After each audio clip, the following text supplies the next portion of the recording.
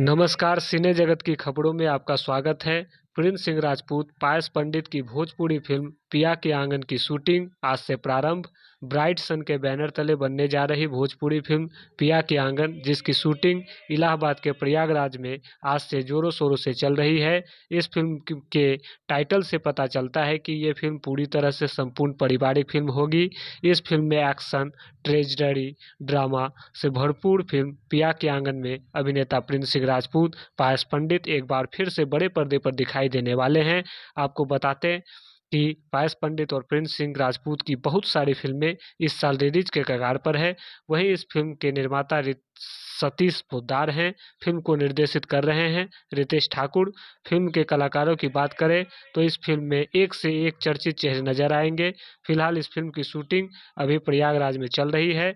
सिने जगत की पूरी टीम की तरफ से फिल्म को पूरी टीम को बहुत बहुत बधाई व शुभकामनाएं। धन्यवाद।